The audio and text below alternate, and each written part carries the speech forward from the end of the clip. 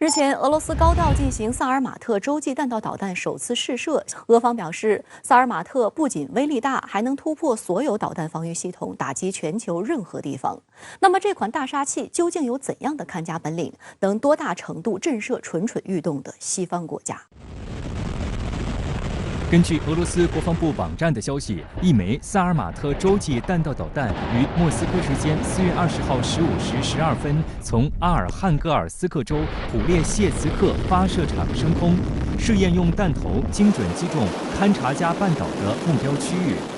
俄国防部还发布一段时长1分多钟的视频，高调地向外界展示萨尔马特发射时多个机位拍摄的震撼画面。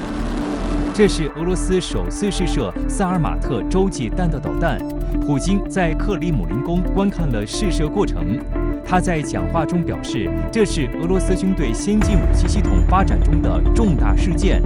萨尔马特具有最高的战术和技术特点，能够对抗所有的导弹防御能力，将迫使那些试图威胁俄罗斯的人三思。Аналогов ему в мире нет и еще долго не будет. Это действительно уникальное оружие, будет укреплять боевой потенциал наших вооруженных сил, надежно обеспечит безопасность России от внешних угроз и заставит задуматься тех, кто в полуоголтелой агрессивной риторике пытается угрожать нашей стране. 俄国防部表示，萨尔马特将取代现有的 R-36M 撒旦洲际弹道导弹，可携带包括高超音速弹头在内的多种核弹头，可以攻击全球任何的地方，是世界上射程最远、威力最大的导弹。4月23号，俄罗斯国家航天公司总裁德米特里·罗戈金表示，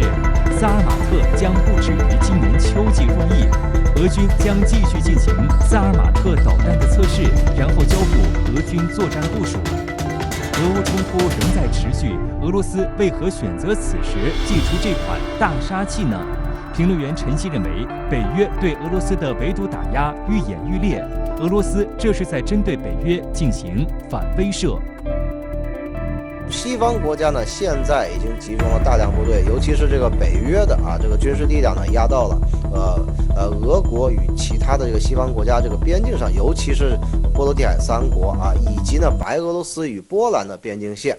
那么这些力量呢，它有很多，它是有这个核背景的，比如说部署在罗马尼亚和波罗的海三国的美国的 F-35隐形战机，那这些战机是可以携带 B-61型的这个战术核武器的，所以这种情况之下呢，对于俄罗斯它是有切实的这个核威胁。在俄罗斯三位一体战略核力量中，陆基核力量是基础和支柱。日前试射的萨尔马特被认为已取代苏联时期研制的撒旦导弹，成为美国等北约国家的新噩梦。那么，萨尔马特究竟有多大的杀伤力？它又具有哪些其他洲际弹道导弹所没有的看家本领呢？我旁边的这个就是萨尔马特的模型，是西方国家谈之色变的大家伙。2019年6月27号，俄罗斯首次公开萨尔马特的技战术性能。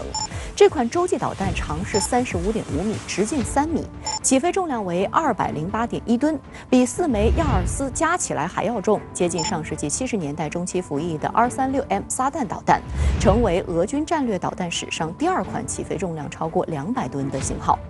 萨尔马特之所以做得那么重，是因为它采用了液体火箭发动机，优势在于比冲大，通俗讲的就是劲儿大，拥有一颗澎湃的心。萨尔马特的有效载荷高达10吨，可携带10枚重型和15枚中型分导核弹头，一枚萨尔马特可以摧毁相当于整个法国的面积。萨尔马特洲际导弹如果搭载着10枚75万吨 TNT 当量的分导核弹头，威力上是广岛原子弹的500倍。如果萨尔马特洲际导弹搭载的是1枚2500万吨的 TNT 当量的核弹头，那么该导弹的威力更是可以提高到广岛原子弹的1600倍，是真正的所谓末日武器。而随着俄罗斯在高超音速武器技术的发展，萨尔马特也可以携带3枚 YU-71或24枚 YU-74高超音速滑翔飞行器，可以携带核弹头，也可以携带常规弹头。这2类高超音速滑翔飞行器的特点是在被萨尔马特加速到20马赫以上之后放出去，能够在大气层边缘和大气层内进行打水漂式的跳跃滑翔飞行，使敌方的防空和反导系统难以拦截。